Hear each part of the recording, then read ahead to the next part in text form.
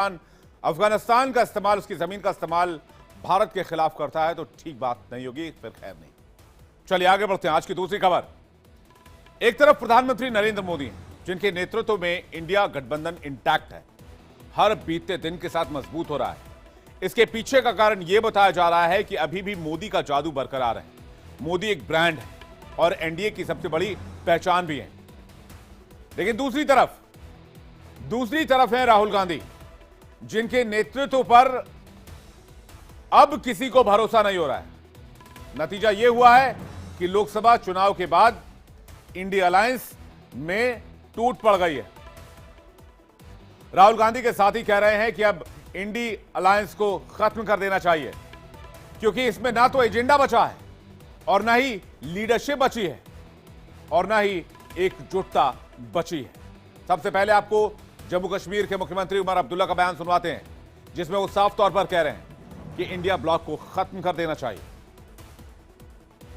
जहां तक मुझे याद है, इस पे कोई वक्त की सीमा लगाई नहीं गई थी और बदकिस्मती की बात यह है कि क्योंकि इंडिया ब्लॉक की कोई मीटिंग बुलाई नहीं जा रही है, तो इसमें कोई क्लैरिटी नहीं है, ना लीडरशिप को लेके, ना एजेंडा को लेके, ना आगे क्या हम रहेंगे या नहीं रहेंगे इसको लेके। शायद दिल्ली के इंतखाबात हो जाएं, उसके बाद अच्छा ये होगा कि इंडिया ब्लॉक के तमाम जो हिस्सेदार हैं उनको बुलाया जाए और इस पर क्लैरिटी हो। अगर ये सिर्फ पार्लियामेंट इलेक्शंस के लिए था, इसको वाइंड अप करिए, फिर हम अपना काम अलग से करेंगे। अगर पार्लियामेंट इलेक्शन के बाद ये असेंबली के लिए भी है, तो फिर हमें मिलकर काम करना होगा।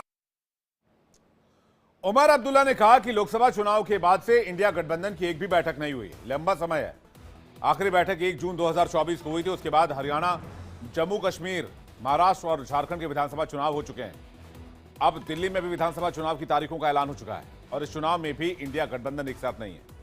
कांग्रेस, आम आदमी पार्टी आमने सामने चुनाव लड़ रही है। गठबंधन की तमाम पार्टियों ने कांग्रेस से किनारा कर लिया है। Samajwadi party, Shiv Sena UBT, RJD, Mamata Banerjee की टीएमसी, हर कोई अरविंद केजरीवाल को दिल्ली में समर्थन दे रहा है। कांग्रेस नेता पृथ्वीराज चव्हाण ने भी कांग्रेस को नहीं बल्कि आम आदमी पार्टी की जीत की भविष्यवाणी कर रहे हैं, जिसके बाद यह साफ हो जाता है कि कांग्रेस के लिए यह खतरे की घंटी है और इंडी अलायंस का समय लगभग समाप्त हो चुका है। इंडिया गठबंधन में दरार को लेकर अरविंद केजरीवाल ने कहा है कि मुझे खुशी है कि कई पार्टियों ने समर्थन दिया है। ममता बनर्जी, अखिलेश यादव ने हमारा समर्थन किया है, उद्धव ठाकरे ने भी हमारा समर्थन किया है। केजरीवाल ने कहा कि इंडिया गठबंधन का चुनाव नहीं है। ये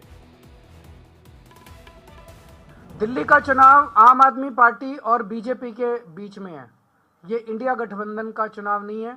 जो भी हमें समर्थन मिल रहा है, मैं उन सभी पार्टियों का दिल से शुक्रिया अदा करता हूं। वो हमें समर्थन दे रहे हैं। ममता दीदी ने समर्थन दिया और अखिलेश जी ने समर्थन दिया। मैंने इसमें मीडिया में ही देखा है कि शायद ठाकरे जी की भी पार्टी शायद समर्थन दे रही है। मैं सब लोगों का शुक्रिया अदा करता हूं, जो जो हमें आशीर्वाद दे रहे हैं, जो जो हमें समर्थन दे रहे हैं।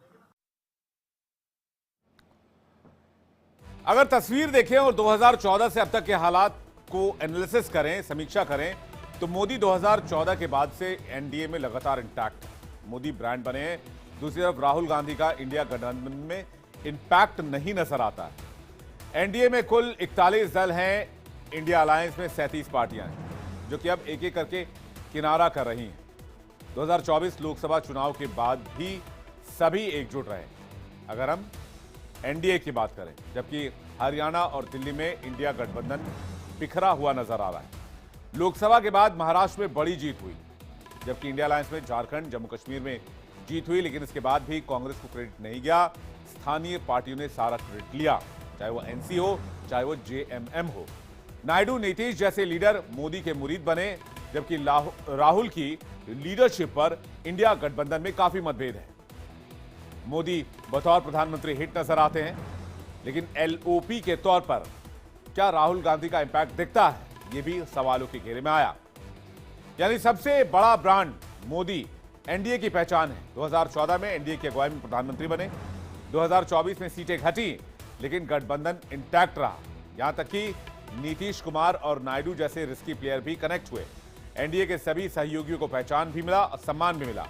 मोदी का जादू बरकरार है, लेकिन राहुल गांधी की भूमिका और उनके अब तक के राजनीतिक कामयाबी को लेकर सवाल पूछे जाते रहे हैं।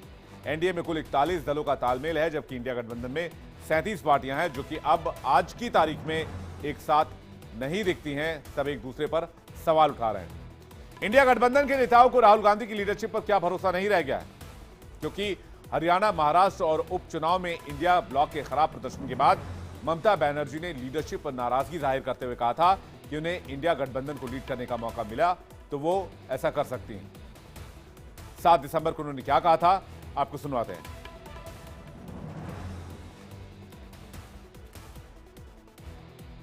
तो उन्होंने कहा था कि मैंने इंडिया गठबंधन बनाया, इसका नेतृत्व करने वाले इसे ठीक से नहीं चला सकते तो मुझे मौका दें। मैं बंगाल से ही गठबंधन का नेतृत्व करने के लिए तैयार हूं। ममता बनर्जी के इस बयान का शिवसेना, यूबीटी और समाजवादी पार्टी ने खुलकर समर्थन किया था। ये तो दिसंबर की बात थी, लेकिन अब तो इंडिया गठबंधन का अस्तित्व ही खतरे में नजर आता है। इसके नेता ये मानने लगे हैं कि गठबंधन सिर्फ लोकसभा चुनाव के लिए बना था। तेजस्वी यादव ने भी कुछ ऐसी बात कही। उन्होंने कहा कि इंडिया गठबंधन लोकसभा चुनाव के लिए ही था।